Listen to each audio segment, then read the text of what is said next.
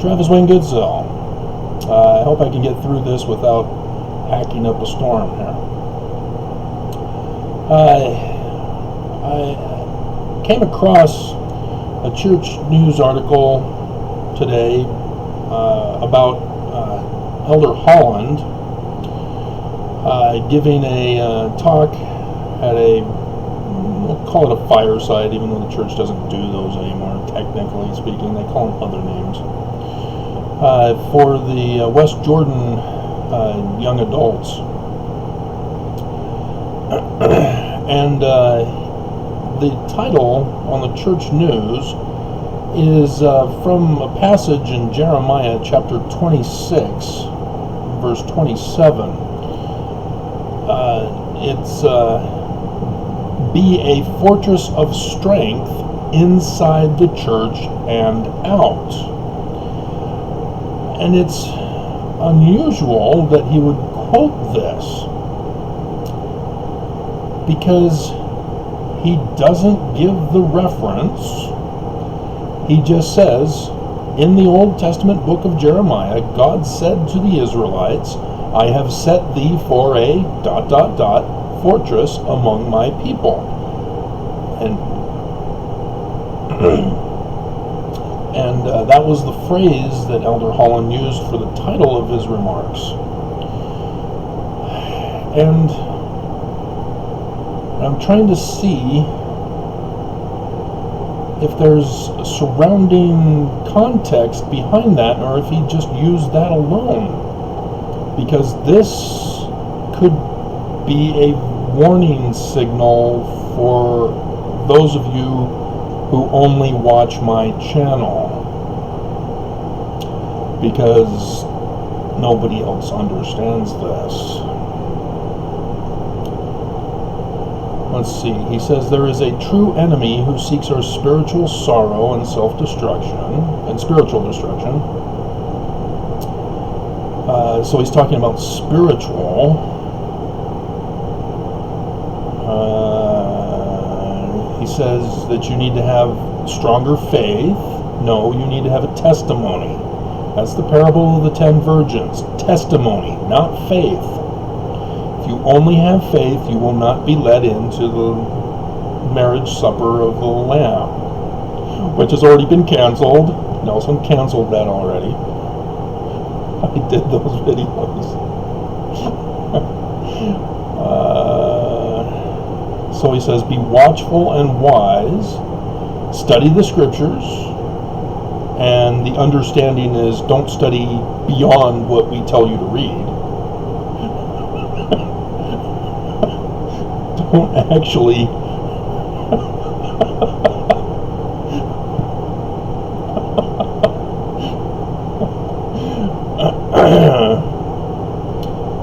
he says, listen to the voice of our prophet. So yeah, he's setting things up for what's coming. Interesting. When opposition is great, our faith and determination have to be even greater. No, you need to get knowledge. Dumbass. Quit being an anti-science and fallacy promoter. Face your doubts.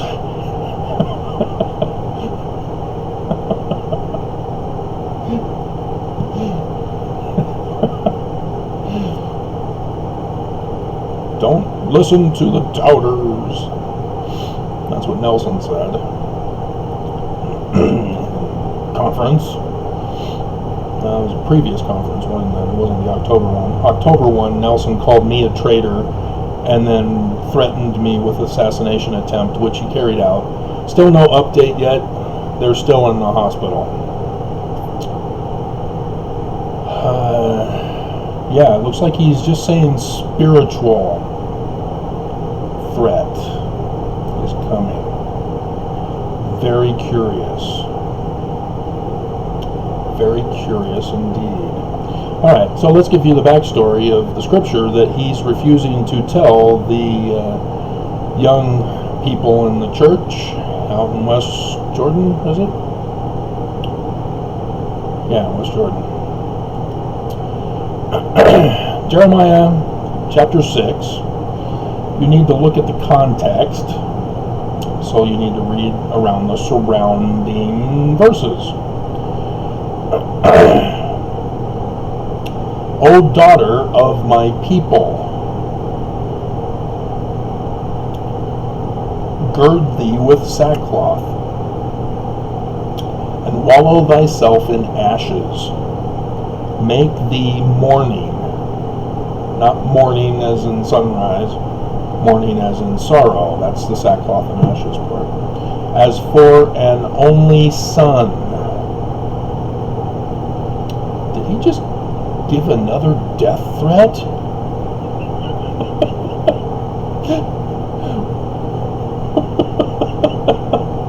His most bitter lamentation for the spoiler shall suddenly come upon us. I have set for thee a tower and a fortress. I don't know why he left out tower. It's the church office building. All of us knew and understood that when we worked on the revision of the footnotes for the foreign language editions, of which video was banned by YouTube. If you remember that scandal. The morning of, when they set in motion the assassination attempt of me, that thou mayest know and try their way. So he is taking it out of context.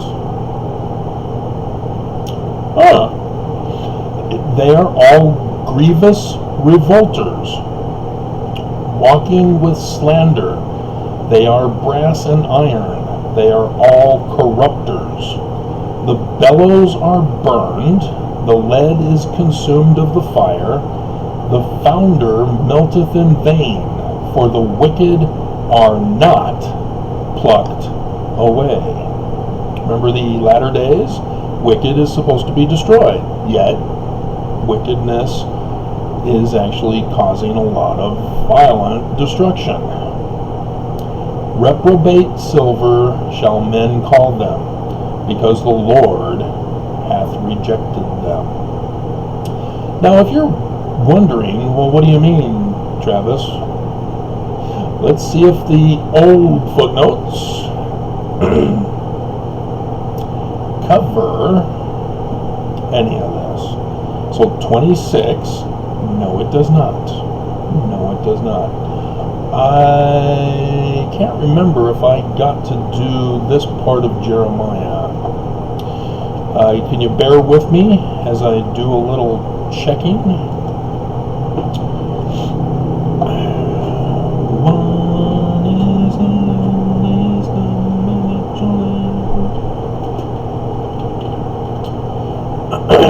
Go to LDS Scriptures, and we need the Old Testament. Change it to Espanol, and then we go to Jeremiah. I guess it's Jeremias, isn't it? Or Jeremias. Jesus Jeremias. And then 6. Grande Cool. Alright. Okay, so here they have A.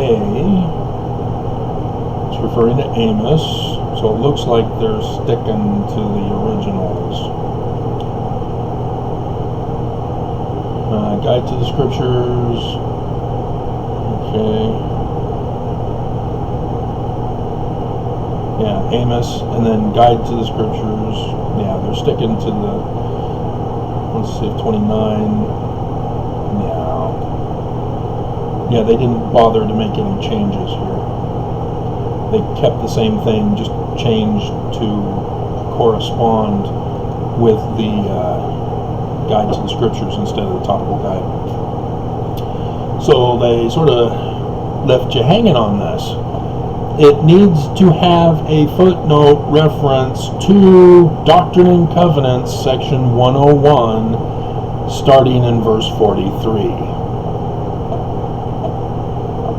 This is why I'm very curious about why he would do this last night, as we are coming upon Friday,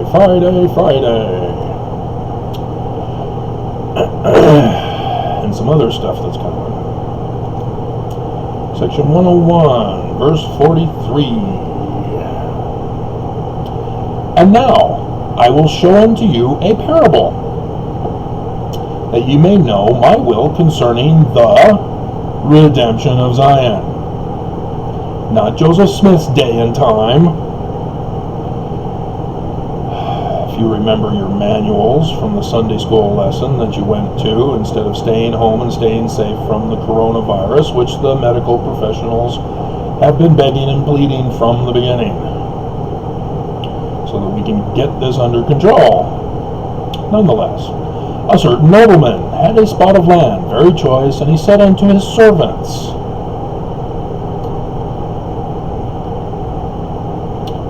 so the Christ is the nobleman. Servants are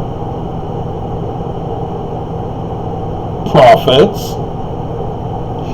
Not you guys. You're the olive trees. Go ye into my vineyard, even upon the very choice piece of land.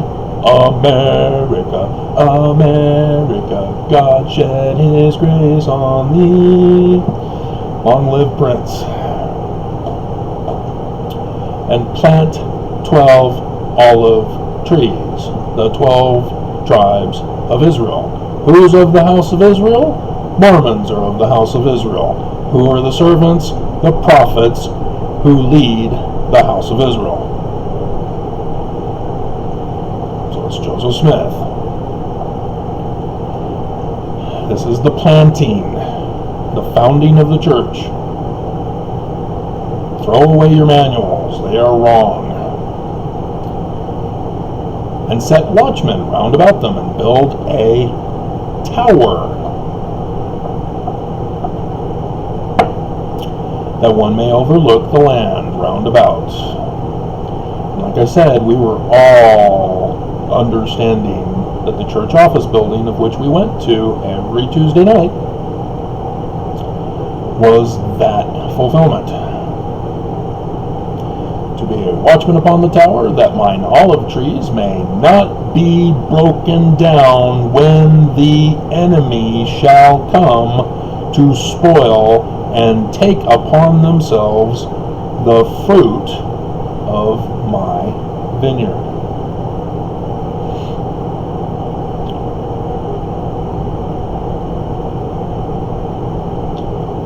Now the servants went and did as commanded, planted the olive trees, built a hedge around about for the fortress, set watchmen, began to build a tower, and then they say, what need does the Lord need of a tower? They consulted for a long time. We're in peace. We don't need a tower. We can cut it down to a lesser size in order to not over-invest in a future that is costing us money. If you don't understand, there was an apostle who fooled the president of the church to Kimball, I believe. Kimball, I think, was the one who built it. Regardless, he wanted to have it built even higher, and they had no money. It was going to be an investment, sort of like the Field of Dreams. If you build it, they will come. That was his philosophy for economy for the church, and it cost the church. It didn't work. They didn't come. And so, but the president of the church, I think it was Kimball, cut it down to the size that it is. I think it's 36 floors currently, because we were on the 34th floor, I believe, 24th floor. Let's Google search it. I keep forgetting I can find out answers quickly. How many floors are in the LDS church office building? 28. I was on the 24th floor. 24th floor. So he probably wanted to build it to 36. Is probably where I'm getting that associative memory. We did have our banquet on the 28th floor, though.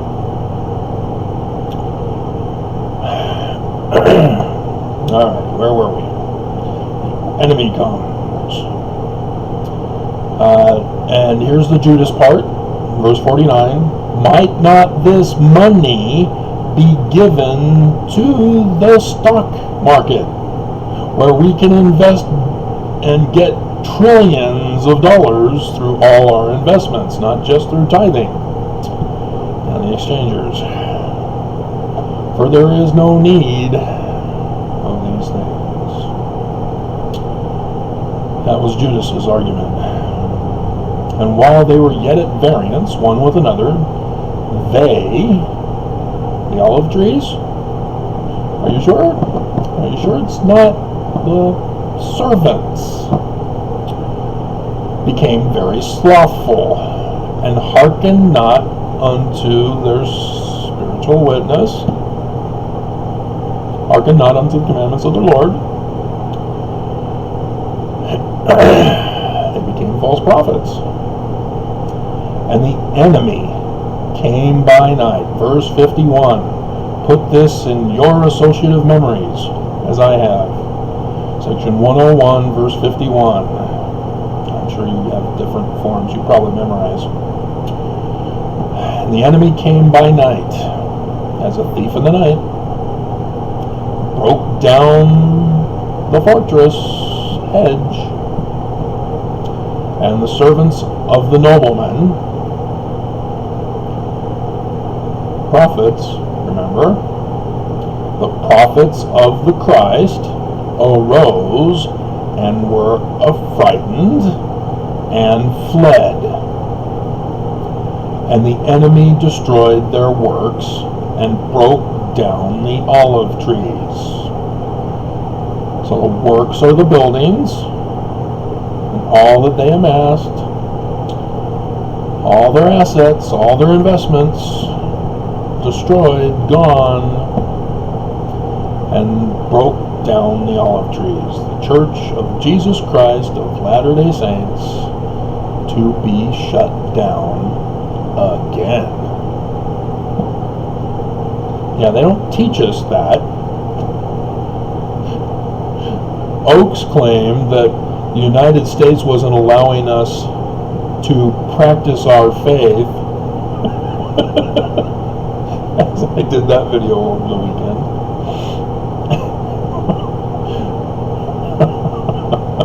And so the Christ comes, latter days. So it's his second coming. But if you watch my videos, you know that that's not the Christ. Called the prophets who had fled. Why? What is the cause of this great evil? Ought you have not to have done as I commanded you? After ye had planted the vineyard and built the hedge and the watchmen on the tower and on the walls.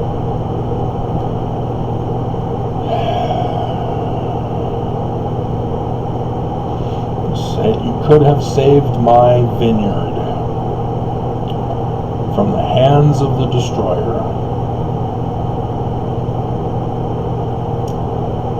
And then the man like Moses, he said unto one of his servants, go and gather. That's the gathering. That's the man like Moses. That's 106:13. Shall we go over that? Or 103:16. 15. Behold, I say unto you, the redemption of Zion must needs come by power. Therefore I will raise up unto my people. Well, that's not Jesus. A man who shall lead them like as Moses led the children of Israel. Oh, there's that Israel thing. Yeah, Moses.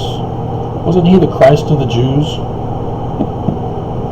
The Jews have a Christ? And it's not Jesus? What? For ye are the children of Israel, and the seed of Abraham, and you must needs be led out of bondage by the slothful servants who were evil and allowed the church to be destroyed. Even so shall the redemption of Zion be. And so, yes, you also probably are aware of the one mighty and strong. That's section 85, verse 7. And it shall come to pass that I, the Lord God, will send one mighty and strong, holding the scepter of power in his hand, clothed with light for a covering, whose mouth shall utter words, eternal words, while his bowels shall be a fountain of truth, to set in order the house of God, the temple, where the evil begins. That's in another passage, I believe, 124, or is it 107? I'm not going to refer to it at this time in this video. And so this is the temple. W.W. Phelps was a bishop. He's not in charge of the temple. That's not his authority. And so Joseph Fielding Smith was wrong in his first presidency discourse. My goodness, he just rambled on forever to conclude that he has no idea what it means.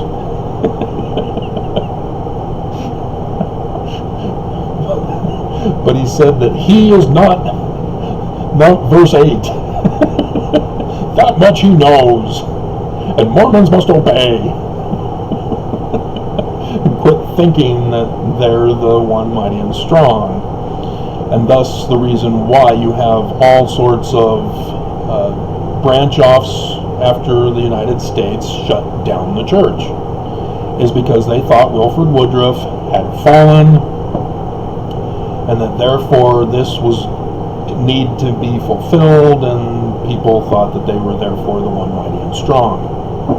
And the only reason why they knew of this was because Brigham Young put it in the Doctrine and Covenants the year before he died.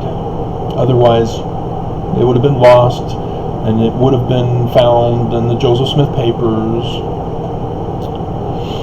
and you wouldn't have known about it. No Mormon would be doing this when somebody drinks Mountain Dew or says hell instead of hecky or fetch or skriddly-dee or whatever nonsense from the Mormon rap.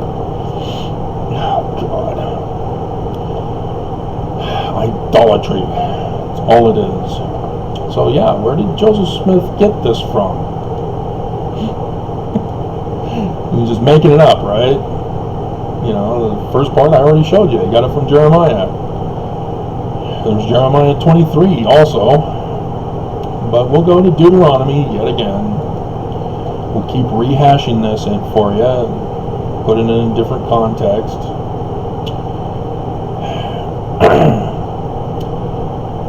So verse 15, Deuteronomy 18, the Lord thy God will raise up unto thee a prophet from the midst of thee, of thy brethren, like unto me.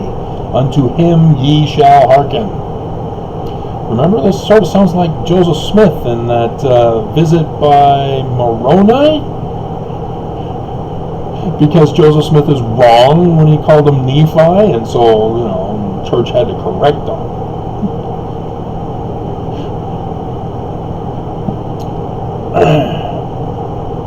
And so Joseph Smith refers to Acts, which is referring to this.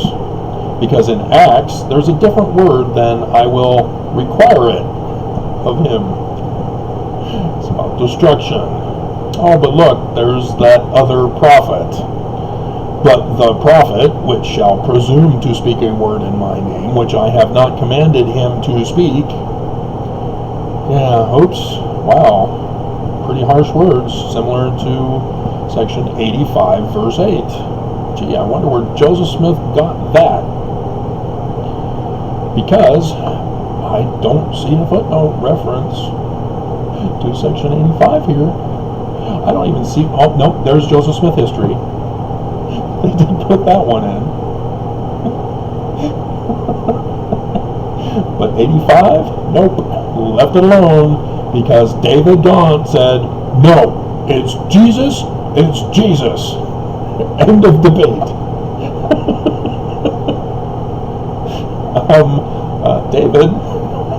David, shall I refer you to your initiatories, where you were washed and then anointed to become Amen? David.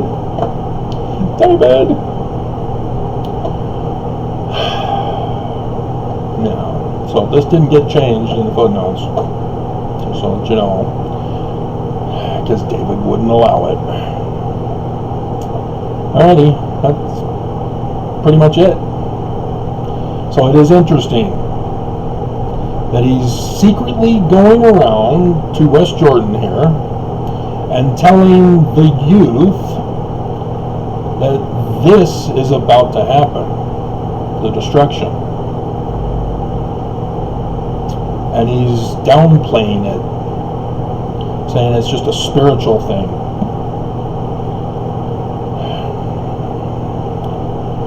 That is very disturbing, because it's talking about the destruction of the church. That is very interesting. But the prophets have successfully convinced Mormons to not fulfill a number of Latter-day prophecies. And so maybe they're confident that they're going to, again, not have this one happen. And then it's going to take a different form.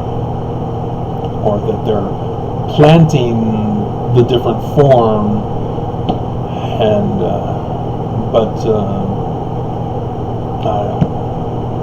they are in on the destruction of America, and so they do know of the master plan. I've already gone over that with you. They are in direct connection with the secret combination of America seeking to destroy America. Their little black membership book was uncovered, and I did the videos. Mormons are in it, and Oaks and other Mormons are directly affiliated with members in that membership one. And Steve Bannon is also in it, as he was the one who told the Daily Beast in 2016, yeah, I intend to destroy America. Oh, that's what you mean by a Leninist, do you? Gotcha. And, all right, Trump got put into the presidency. Book of Mormon, huh? Not real history? So what is it saying then if it's not real history? Are you now getting a better idea of all that I've been talking to you about? Are you terrified yet?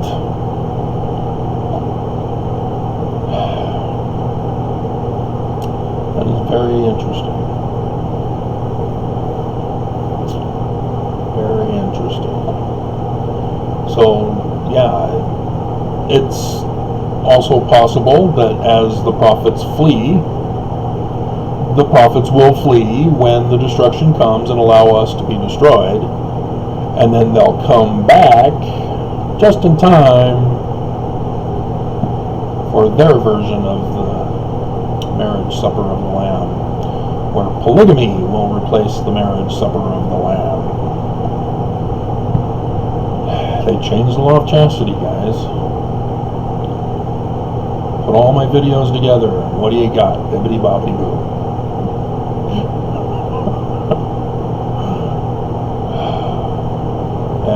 question is when.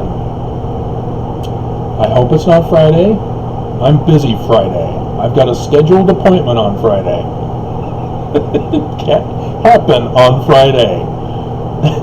So I know the prophets are listening. You're going to have to postpone your postponement. Not Friday. I know you know what I know about the Friday. Postpone it.